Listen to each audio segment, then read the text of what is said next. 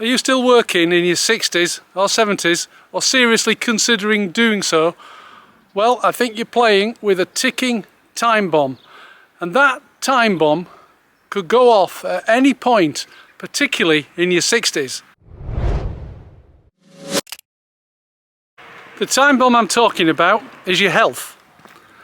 In your 60s, there are no guarantees that you're going to be in good health for much longer. I've just had a reminder of that with my recent visit to Valdelobo in Portugal, where my next door neighbour died around this time last year of a heart attack.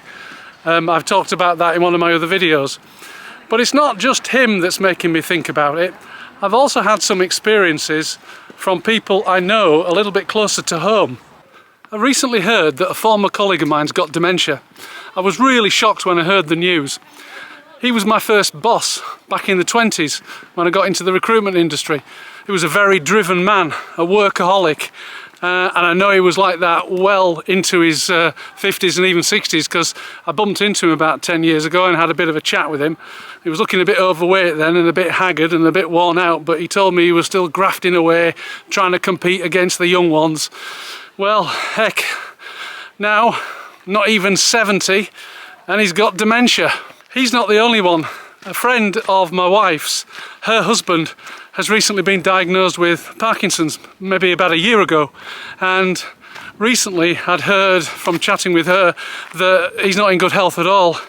He's now needing a nurse just to do everyday tasks, and the man has only recently turned 60. So it makes you think, why on earth would anybody want to live for work when there are so many more possibilities for living your final 3 or 4 chapters of life?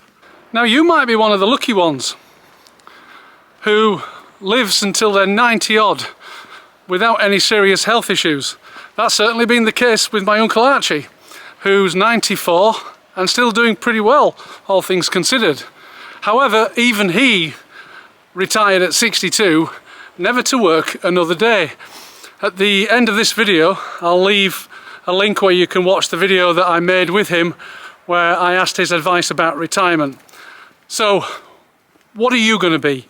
Are you going to be the person who grinds it out all the way through their 60s and 70s, hoping that the ticking time bomb doesn't explode? Or are you going to do something about it now? Up until 60, I had no health complaints. But if you watch my videos, you'll know that recently I was diagnosed with gallbladder disease, and I'm going to be having my gallbladder out on the 15th of February, so fingers crossed all goes well after that. But I've just spent 3 weeks in Portugal. This is actually my last day, and for 2 of those weeks I was ill. I came to Portugal feeling a little bit under the weather, felt a tickly throat, thinking, oh, I've got a cold coming, and sure enough I did. I had a cold, had a bit of a stinker that lasted about a week. But a knock-on effect of that cold was that I then got arthritis in my knees, and I wasn't able to walk. So one of the things that I've missed out on for a little bit of a short time whilst I've been out here is the lovely walks on the long beach that we have near the villa here. In fact, that's where I'm going now.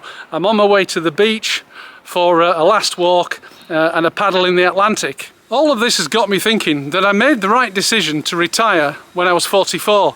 I quit full-time work then. I mean, don't get me wrong, I've still done bits of work 1 or 2 days a week, on and off, for the last 20 years, which I talk about in other videos. But ultimately, I've been living a life which has been more balanced, where work only plays a very small part in what I do. I look around me and I do see a lot of people that were in my industry who are still grinding it out, a bit like the guy that I mentioned earlier who used to be my boss. There are many of them, many of my former colleagues who are still there. Now, I know for a fact that financially they don't need to do it. They've done okay. They've earned good money. In some cases they've been involved in businesses and had equity stakes, and they've made some good money that is very much a pension that you could use to live a different life. But they're not doing that. They're still grinding it out, working and competing against younger people. Why would you want to do that when you're in your 50s and your 60s? Maybe they're a bit scared of the unknown. Maybe there's ego at play. But I think it's probably fear. They don't really know what they're going to do if they stop working. And I think that's at the heart of it. And, you know, I don't blame them. I found the transition from working full-time in my own business to being fully retired a very difficult one. It's not an easy transition, but it can be made. And if anybody wants to have a chat with me about that, there's a link in the description. You can have a 30-minute conversation with me and I'll give you some tips on how to do that. But one thing's for sure, it'll be even harder for your family to pick up the pieces if you have a serious illness like Parkinson's disease or dementia, like the people I've mentioned, or God forbid, you die. There's an excellent book by a palliative care nurse called Bronnie, Ware, which I've recommended before. I'll leave a link in the description. It's called The Top 5 Regrets of the Dying. And there's one regret that nearly every man who is in the later stages of life has. They regret that they worked so hard. Why do they regret that?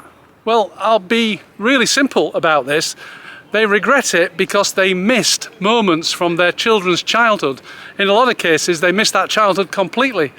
The other thing that they missed is the opportunity to spend time with their wives, their partners. And, you know, that is just so sad. And when they reach the end of life, they regret it big time.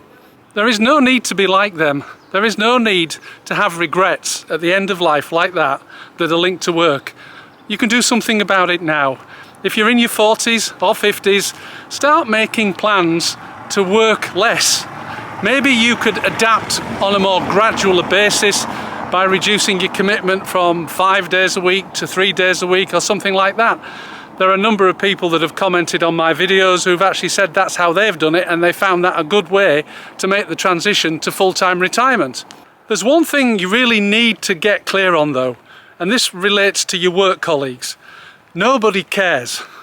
Once you've gone from the workplace, you're not there anymore, they don't care. They're not going to stay in touch with you. I've made a video on this subject. They've got other priorities. There are other things that they're going to be focusing on, and it's not you. So if you're hanging around because of them and you think they're your friends or anything like that, well, they're not. You're making a mistake. So I urge you, at this stage of your life, get a grip, start thinking seriously about what you want to do other than work. You won't regret it.